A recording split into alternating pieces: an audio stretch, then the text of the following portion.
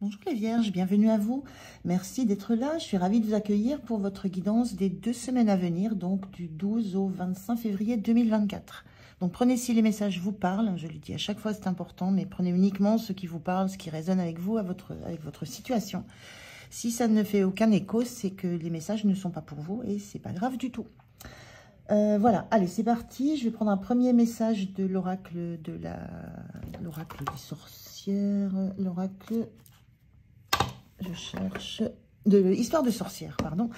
Pour l'énergie qui vous accompagne sur cette quinzaine, je continue avec le tarot de la sorcière moderne. Pour la situation, comment vous vous sentez, le point de soutien, le point de vigilance et comment vous quittez cette situation. Et puis, je prends un dernier petit message conseil du petit oracle des anges. Allez, c'est parti pour vous. On regarde cette première énergie. On a changement positif. Donc, une belle énergie là pour cette quinzaine, pour ces 2 semaines qui arrivent.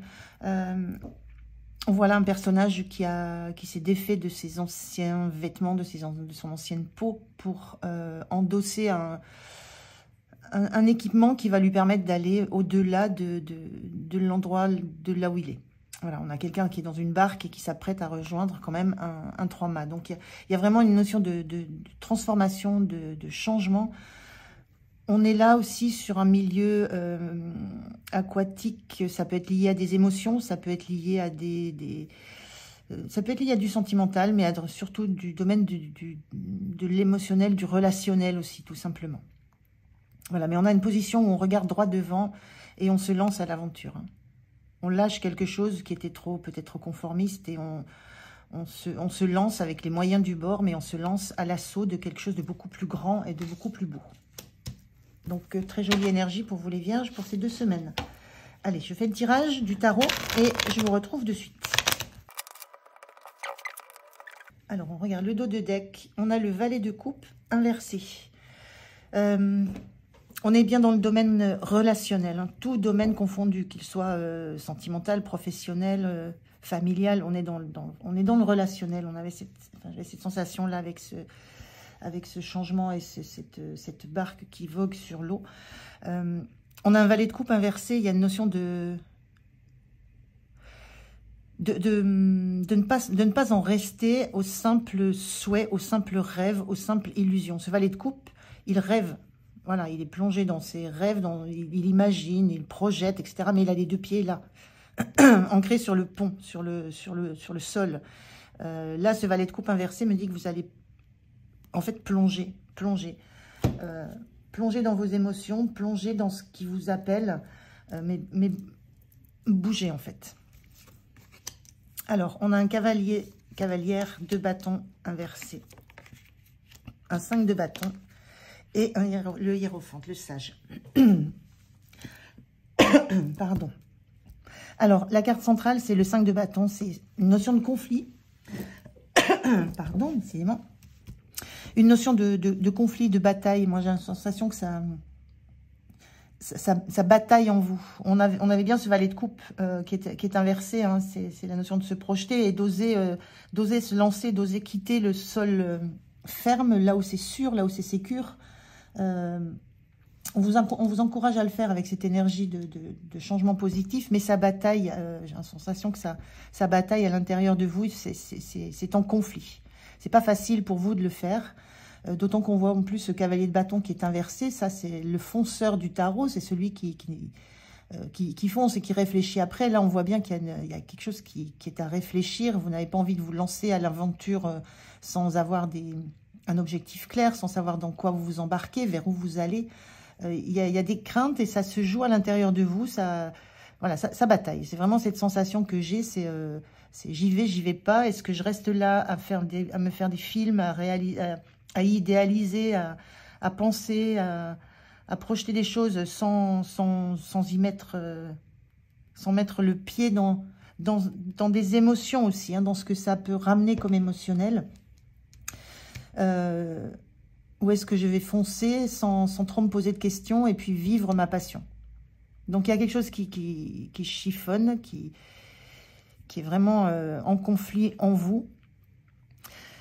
Et on a ce sage, ce pape, qui peut représenter quelqu'un autour de vous, vers qui vous pouvez vous tourner pour avoir des conseils, de qui vous pouvez entendre la sagesse aussi, qui est en capacité, avec son expérience, peut-être de vous donner de bons conseils, de vous proposer des clés, des solutions, et à vous ensuite de vous en emparer. On a une personne très mûre, très sage, qui s'adresse, mais sans les regarder, qui s'adresse à deux jeunes personnes, de jeunes adultes, donc dans l'immaturité, dans la non-connaissance, encore dans l'inexpérience.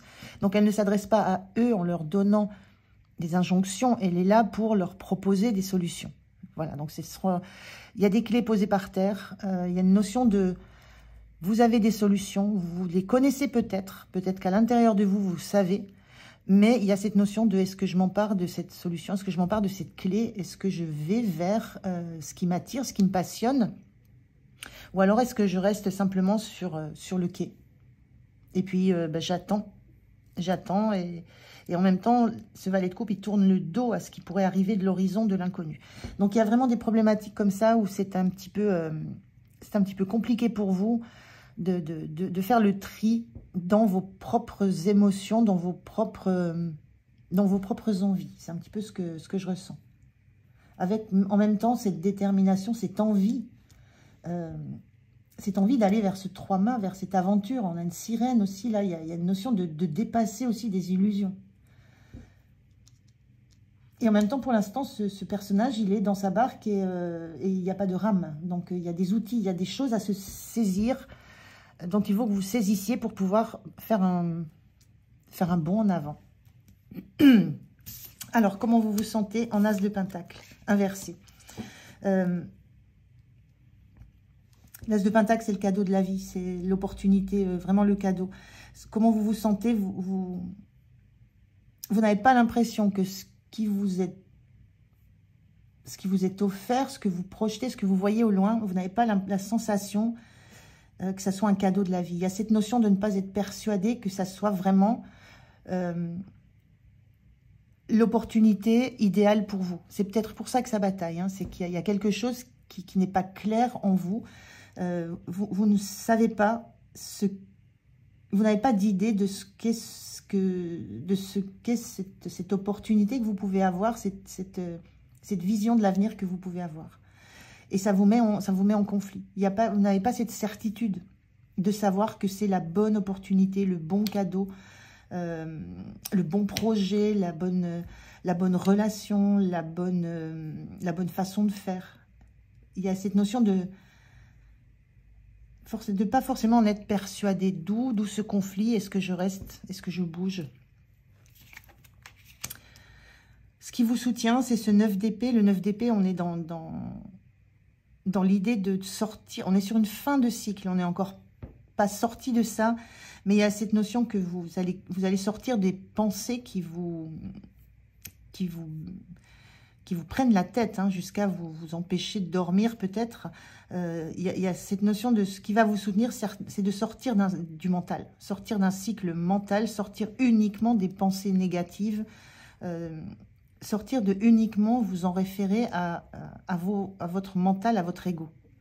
Il y a quelque chose comme ça dans ce qui va vous soutenir. C'est de revenir peut-être à la sagesse intérieure, à ce que vous savez à l'intérieur de vous, ce que vous avez de votre expérience. C'est tirer parti de l'expérience que vous avez, mais pas en termes de peur, de doute, de crainte. C'est revenir à ce qui peut être joyeux, ce qui peut être un soleil, ce qui peut être abondant. Revenir à pourquoi ça bataille autant en vous. Qu'est-ce que ça met en jeu? Et il y a une notion de sortir de l'ego, sortir d'uniquement le mental, pour revenir à des choses qui sont beaucoup plus terre à terre, beaucoup plus dans le faire, dans l'agir, et non pas uniquement dans le penser. Le point de vigilance, c'est l'As de coupe. Point de vigilance, c'est ne pas vous couper du cœur. On est dans la coupe, dans l'émotionnel, là pour le coup. On est de nouveau dans cette... Là, c'est un As de coupe, c'est le début d'un parcours. Ici, on est un valet de coupe, on a déjà fait des choses et on a une certaine expérience. On n'est encore pas très, très expérimenté, mais on a quand même quelque chose, on a déjà un petit vécu. Là, ce qu'on vous dit, c'est de ne pas vous couper d'une nouvelle opportunité qui va vous apporter énormément d'émotions, énormément de chaleur humaine. Donc, il y a cette idée que peut-être vous ne croyez pas à ce cadeau de l'univers, vous ne croyez pas que... J'ai la sensation, vous ne croyez pas que vous le méritez. En ayant ce 9 d'épée en atout, de sortir de ce cycle difficile où vous êtes mentalement assez martyrisé, il y a cette notion de ne pas croire que vous avez droit à un cadeau de l'univers, que c'est trop beau pour être vrai. Donc il y a quelque chose à ne pas laisser filer, j'ai l'impression, une nouvelle opportunité, une nouvelle relation, un nouveau projet, quelque chose, dès l'instant où vous avez cette... Il y a aussi cette idée de ne pas vous couper de l'élan du cœur.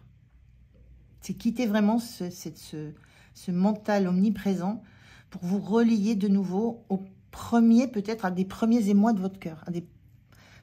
C'est comme s'il y avait une ouverture possible du cœur à côté de laquelle vous n'avez pas accès depuis longtemps peut-être et que vous devez veiller à ne pas laisser partir. Et on a en fin de quinzaine ce 2 d'épée qui marque les doutes, qui parle de doute, hein, qui parle encore d'indécision. C'est quand je vous disais, ça bataille à l'intérieur de vous, ça bataille vraiment à l'intérieur de vous. Là, vous bataillez avec ce qui vous passionne, ce qui vous anime. Vous sentez que ça remue le corps, ça remue le cœur. Mais il y a ce mental qui est présent et qui est toujours là. Il y a cette idée-là de ne pas encore voir clairement les choses. Il y a encore quelque chose qui n'est pas clair en vous, qui n'est pas clair dans votre tête, que vous n'arrivez pas à verbaliser. J'ai la sensation de deux chemins possibles dans votre tête et vous êtes là assis, c'est pareil. Il y a la mer derrière, il y a l'eau derrière et vous, pour l'instant vous êtes à quai. Voilà, vous êtes assis, il y a une notion d'être dans l'immobilisme et de tenter, en fermant les yeux sur tout ce qui pourrait être de l'ordre du mental, de l'ego, en fermant les yeux et en essayant de vous reconnecter à vos sensations, vos intuitions. Mais c'est compliqué parce que j'ai la sensation que le mental revient très vite. Le mental, l'ego revient très vite au galop. Donc il y a une sensation de doute à la fin des 2 semaines. Il n'y a encore pas de position clairement prise. Il n'y a encore pas il y a encore pas de vainqueur au sein de votre bataille intérieure. Il y a encore des choses à apprendre. Alors, par contre, le changement positif, moi je le ressens dans le fait que c'est maintenant une possibilité. C'est pas quelque chose que vous mettez complètement de côté, puisque c'est quelque chose qui vient vous remuer, qui vient vous montrer à quel point vous êtes pris, submergé par votre mental, par des pensées négatives, par des événements du passé que vous essayez de comprendre, d'archiver, de hiérarchiser aussi, mais il y a quelque chose qui n'est encore pas déterminé, pas clair sur la fin des 2 semaines. Mais vraiment, ce changement, c'est l'idée de vous dire qu'il y a des possibilités. Ce qui était peut-être complètement fermé jusque-là.